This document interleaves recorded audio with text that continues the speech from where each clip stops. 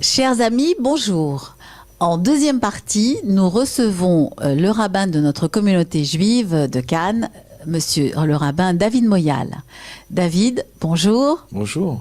David, je vous ai invité aujourd'hui pour nous parler de Tou Bishvat, cette merveilleuse fête de la nature. En introduction, j'avais écrit que les arbres sont encore dépouillés de leurs feuilles et que la neige recouvre le sol en certains endroits. Tout au fond des racines, la sève se réveille et annonce le renouveau de la nature et de la vie. Le judaïsme célèbre cette renaissance par la fête de Tou Bishvat, que l'on appelle le Nouvel An des arbres, étant entendu que cette commémoration est fixée en tenant compte de la position géographique et climatique de la terre d'Israël. Mais cette fête est célébrée par tous les juifs, partout dans le monde, même si ce n'est pas encore dans leur contrée le réveil de la nature. La fête conserve le même sens symbolique dont nous allons parler avec vous, cher David Moyal. Donc, pouvez-vous nous dire l'origine de la fête dans le judaïsme, qui n'est pas prescrite dans la Torah, mais dans le Talmud, et dont le mode de célébration s'est diversifié et modifié avec le temps? Voilà. Alors, c'est vrai que d'abord le mot « tout » en hébreu signifie 15, pour la simple et bonne raison que chaque lettre a une valeur numérique. Et pour dire 15 en hébreu, on aurait dû dire le Yud et le He. Et comme le Yud et le He, c'est le nom de Dieu, donc nous prenons le Tet, la lettre qui précède le Yud, et le Vav qui arrive après le He pour dire 15. Donc ça fait 9 plus 6, ça fait 15. Et le 15 du mois de Shvat, c'est le nouvel an des arbres, comme il est stipulé là-bas dans le traité de Rosh Hashanah. Mais c'est vrai qu'il n'y a pas d'origine. Mais nos sages ont donné une origine assez simple à cette fête-là.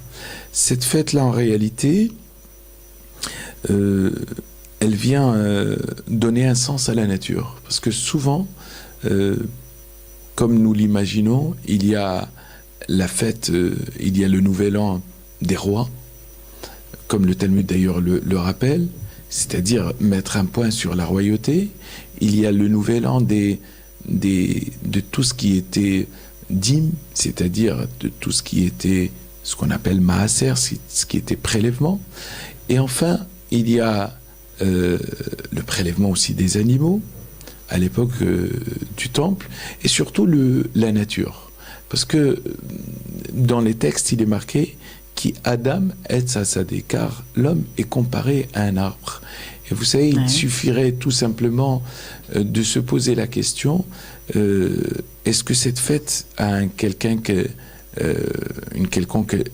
liaison directe avec ce que préconise la Torah en matière de terre? Alors nous savons par exemple que tout ce qui est lié à la terre est lié à la terre d'Israël notamment. Il y a des règles liées à la terre d'Israël, il y a des mitzvot qui sont liés à la terre d'Israël. Et entre autres, ce qu'on appelait jadis, à une certaine époque, la jachère. C'est-à-dire que la terre était mise en jachère tous les 7 ans. Et puis, il y a, en ce qui concerne les arbres, parce que nous disons que Hag HaIlanot, la fête des arbres, c'est-à-dire la fête de la comptabilisation des arbres.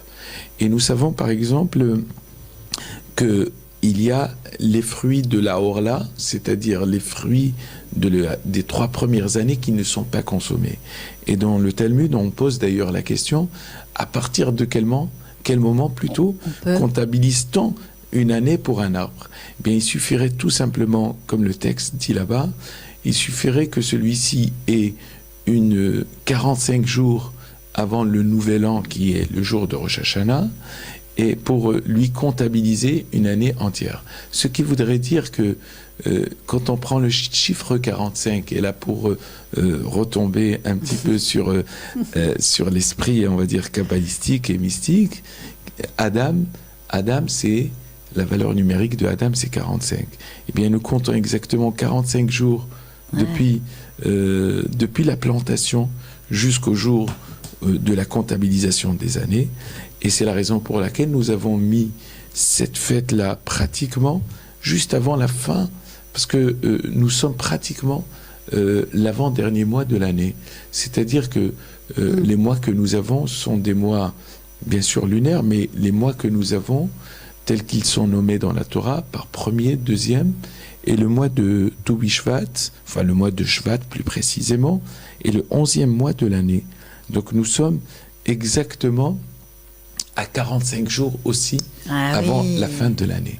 Donc vous voyez un petit peu qui est bien sûr 45e jour, la fin de l'année, le dernier mois étant le mois de Hadar. Et d'ailleurs, même en français, comme nous le disons à chaque fois, le mois de janvier n'a jamais été le premier mois de l'année. Hein. Il suffirait juste de voir octobre, c'est octo je crois en latin, c'est 8, novembre c'est 9, décembre c'est 10.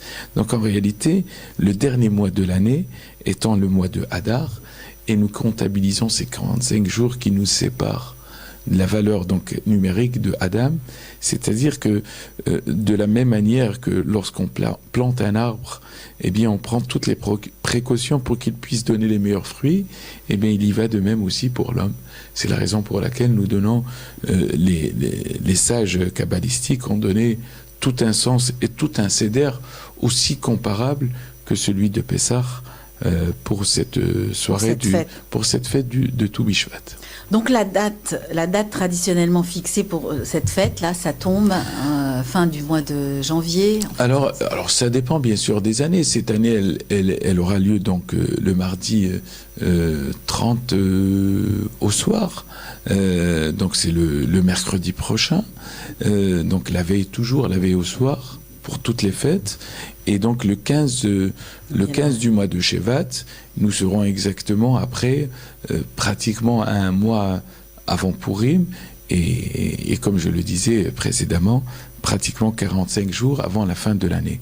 Le 15 Shvat, c'est vrai qu'il y a une discussion dans le Talmud, est-ce que c'est le premier ou le 15, mais nous avons opté pour le 15 selon la maison de Beth Hillel qui a considéré qu'il fallait laisser pleinement la nature se développer, et surtout dans les années, je dirais les années où le mois de, comme c'est celle-ci, où le Toubishvat a lieu beaucoup tôt par rapport aux autres années, parce que nous verrons les années où il y a un mois supplémentaire, eh bien Toubishvat tombe toujours un peu plus tard. Cette année, il est un peu plus tôt.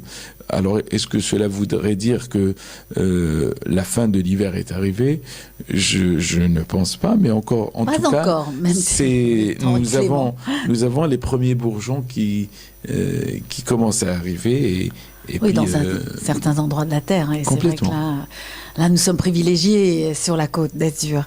Donc, il est de tradition, lors de cette fête, de consommer 4 coupes de vin, comme à Pessah, et de consommer 15 fruits de l'arbre et de la terre. Pouvez-vous nous rappeler quels sont les fruits et comment se déroule ce seder, en fait, et les bénédictions qui sont dites pendant cette fête, en fait? Alors, c'est, comme je l'ai dit précédemment, c'est une fête qui est liée à la terre d'Israël.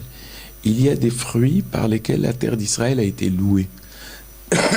Pardon, louée, c'est-à-dire, elle a eu des louanges reconnues et écrits dans la Torah. Et parmi ces 7 fruits que nous connaissons, que d'ailleurs les enfants récitent en chanson, il y a le blé, l'orge, l'olive, la date, la figue, la grenade et le raisin. Et ce sont les 7 fruits qu'on appelle communément les 7 fruits d'Israël.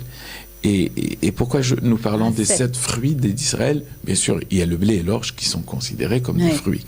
Les fruits, qui soient fruits de la terre ou fruits de l'arbre. En tout cas, il y a ces 7 fruits qui donneraient une forme de préséance sur les autres. Ce qui voudrait dire tout simplement, lorsque nous commençons par ces fruits-là, parce que ces fruits-là ont eu ces louanges. La terre d'Israël a été louée par ces fruits-là. Nous le voyons d'ailleurs par la période des explorateurs. Et d'ailleurs, le texte nous le rappelle d'une manière très explicite, les 7 fruits d'Israël. Et donc, c'est la raison pour laquelle nous commençons par ces fruits. D'ailleurs, vous savez, dans dans les contrées ashkénazes, quand quelqu'un voulait se donner sa fille, oui, il apportait des fruits. Un plateau. Et en fonction de la connaissance du fiancé, j'allais dire, en fonction de l'ordre qu'il allait donner à ses fruits, le papa, on va dire, le papa de la jeune fille savait exactement si celui-ci était dans la connaissance ou pas. Donc c'est la raison pour laquelle il y a tout un seder. D'ailleurs, le mot seder, ça veut dire ordre, et nous suivons l'ordre de la Torah. Ensuite, il y a les quatre coupes de vin. C'est le même vin rouge. Le vin rouge qui est parfois mélangé, etc. Tout cela, bien sûr, fait aussi un petit peu allusion à une forme de liberté. Hein. Vous savez, les quatre coupes de Pessah, comme le Rambam Maïmonide le dit, oui, sont les quatre sortes de... quatre expressions de, j'allais dire, de Géoula, de la Géoula qui voudrait dire tout simplement j'oublie le mot, la Géoula veut dire tout simplement le fait d'être sorti d'Égypte et donc la rédemption et tout cela. J'oublie un petit peu, excusez-moi le terme. C'est pas grave, mais et voilà, c'est pour ça que les quatre vers aussi font allusion un petit peu à cela. Il est donc d'usage aussi de réciter pour chaque fruit un psaume particulier. Ce sont les psaumes de 120 à 134. Et pourquoi lire ces psaumes en plus des bénédictions? Alors c'est les sages qui ont mis en place ce seder, ce rituel, c'est pour lui donner une importance quand même, parce qu'en réalité, selon la halakha la plus stricte, il n'y a aucune obligation de faire cela. Il n'y a aucune obligation, contrairement à Pessah, où il y a une obligation de boire les 4 verres, de suivre un seder, alors que à Rosh Hashanah, la Ilanot, c'est-à-dire pendant les fêtes, pendant cette belle fête, il n'y a aucune obligation. Il suffirait tout simplement de se réunir en famille et de manger les fruits dans l'ordre tel que nous les avons cités. Et parfois, même si nous ne les avons pas, eh bien, ce n'est pas très grave. Mais nos sages, à l'époque, et vous faites bien de le dire, à l'époque de sa fête, c'est-à-dire à l'époque de la mystique juive, des kabbalistes, eh bien, ils ont mis ce seder pour donner une importance aussi à cette fête-là. Donc forcément, il y a beaucoup de sens à chaque chose, mais les 4 coupes, comme je disais tout à l'heure, c'est la délivrance. Voilà, c'est le terme que je cherchais tout à l'heure. Le peuple juif est passé par l'esclavage, par la servitude. Eh bien, les 4 vers font allusion, comme Maïmonide le dit, à cela. Et donc aussi... Peut-être aux 4 saisons, non? Il y a peut-être aussi, avec les 4 saisons. On est calé aussi avec... Bien sûr, il y a les 4 saisons parce que, rappelons au passage que les saisons ont été instituées après la faute du premier homme sur Terre. Voilà, c'est-à-dire après la faute du déluge, alors qu'avant le déluge, il n'y avait que le printemps. Et là, il faut passer par les 4 étapes, les 4 saisons qui sont difficiles. Parfois, il y a la chaleur qui parfois on ne supporte pas, il y a le froid qu'on ne supporte pas. Les épreuves sont nécessaires pour la vie, hein, tout à fait. Ça nous renforce. Complètement, et c'est la raison pour laquelle ces quatre coupes nous font traverser un petit peu le temps, et c'est ce que nous faisons à travers le Seder. Donc la fête de Tou Bishvat, c'est une fête mineure sur le plan religieux, mais qui est célébrée dans la joie en Israël. Et à cette occasion, on organise des campagnes de reboisement en Israël ou dans tout le pays. À ce moment-là. Oui, parce que c'est d'abord c'est le nouvel an des arbres, parce que il fallait bien donner. Ce n'est pas le nouvel an, le nouvel an des fruits. Il y a le nouvel an des fruits qui se situe à Shavuot. Ah bah oui, c'est rien ça. à voir. Le nouvel an des arbres, et c'est la raison pour laquelle la Torah donne une place importante à la nature. Parce que la nature, surtout... Nous sommes nature, nous venons de la nature. Oui, mais la nature nous donne aussi beaucoup de choses. Donc qu'il faille aussi lui donner, respecter la nature. Et si, c'est se respecter.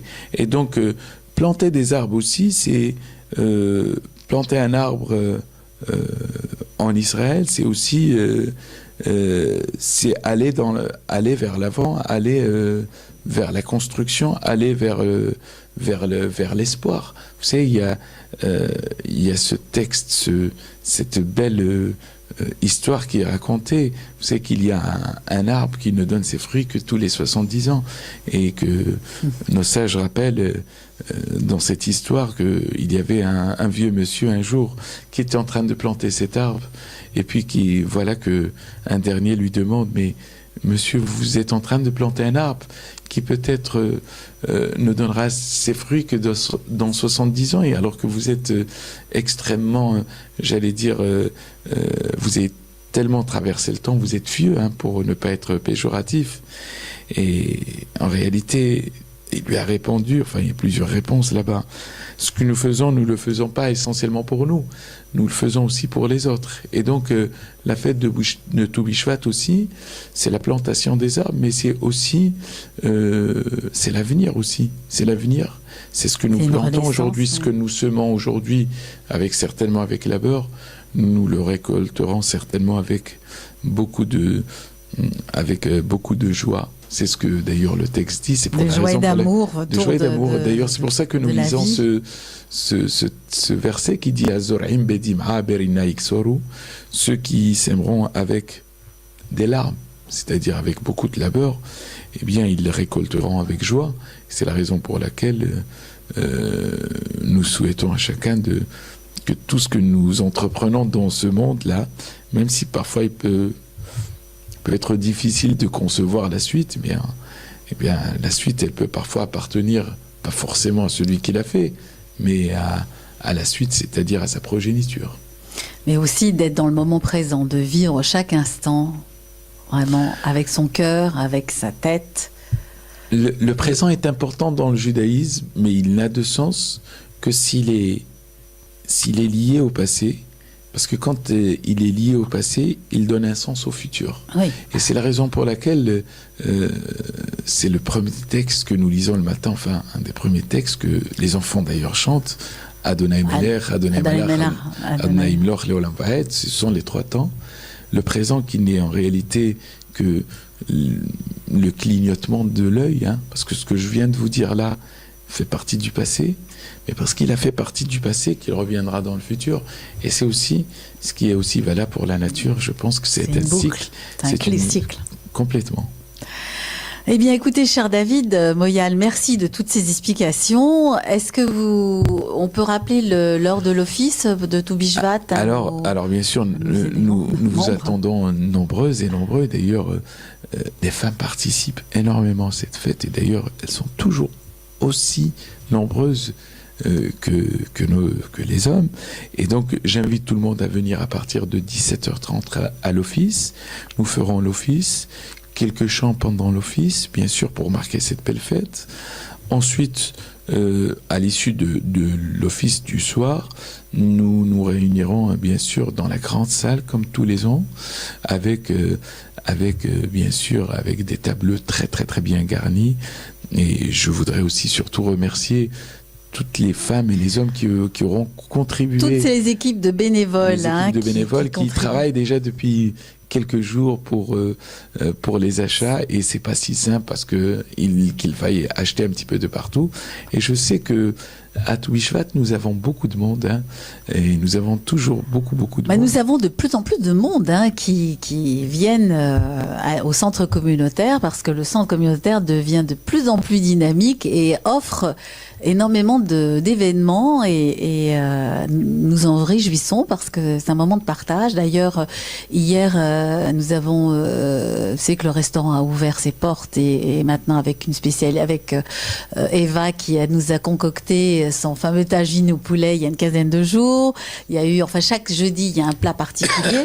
Et donc, nos amis sont très heureux de partager un moment dans la joie et d'échanger. C'est important de donner la vie à ce centre, et d'ailleurs vous le faites très bien, et je voudrais d'ailleurs profiter de l'occasion pour remercier tous ces bénévoles, parce que c'est vraiment des bénévoles qui donnent pleinement et avec beaucoup de cœur de leur temps, et je crois qu'il est important de leur rendre de les remercier, même s'ils n'attendent rien. On voudrait les remercier, leur dire merci parce que vous donnez non seulement une vie à ce centre, mais quand je vois il y a 2 semaines que c'était les jeunes, qu'il y avait plus de 40 jeunes qui avaient passé le Shabbat ici, il y a aujourd'hui les moins jeunes, demain ce sont les intermédiaires. Oui. Je crois que c'est ce qui fait la force d'une communauté. C'est d'être toujours dans cette forme de joie et de dynamisme et que ce centre puisse toujours accueillir l'ensemble de la communauté. D'ailleurs, il est fait pour ça. Il est fait pour s'adapter à toutes ces... De toute façon, le juif, c'est quelqu'un qui s'adapte. Complètement. Et la vie est là, hein, on le dit. Donc, surtout là, sur ce thème Tou Bishvat, écoutez, merci de nous avoir donné toutes ces explications. Et puis, j'espère vous retrouver pour la prochaine fête. Après, c'est...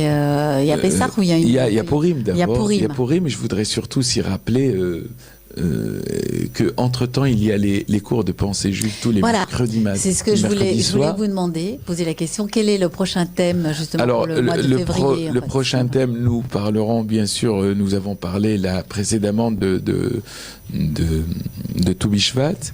Et puis, dans les thèmes qui vont suivre, nous allons parler de la fête de Purim, et puis qui nous mènera après jusqu'à la fête de Pessah. Je crois que nous avons pas mal de thèmes à traiter ensemble et j'invite surtout tout le monde à venir participer à ces cours. Merci beaucoup David Moyal de nous avoir donné de temps de votre présence parce que vous êtes un homme très occupé. Vous revenez tout juste d'Israël, vous étiez à Paris, vous êtes retourné en Israël. Donc merci de toutes ces explications et puis je vous dis à très bientôt. Donc on fixe un rendez-vous d'ici 15 jours pour nous parler de Purim ou 3 semaines. Voilà. Avec grand plaisir. Shabbat Shalom à tous, portez-vous bien et dites à vos proches, dites à votre entourage que vous les aimez, que vous les appréciez. C'est très important parce que dans la vie, on critique, on a la critique facile, mais quand on est content, faut le dire aussi. Bien sûr. Voilà. Shabbat Shalom. Shabbat Shalom et portez-vous bien. Vous venez d'entendre les interviews de Daniel Zakin, le président de la communauté juive d'Antibes-Juan-les-Pins, Nathalie Siboni, présidente de la loge Bnei René Cassin d'Antibes, et David Moyal, le rabbin de Cannes, animé par Carole Glassman. La totalité des entretiens, vous pourrez les retrouver sur vos ordinateurs, tablettes, smartphones, sur le site du Consistoire de Cannes, sur la page Facebook de la Synagogue de Cannes et sur la chaîne Judaïcan de YouTube. En attendant la semaine prochaine, Shabbat Shalom à tous.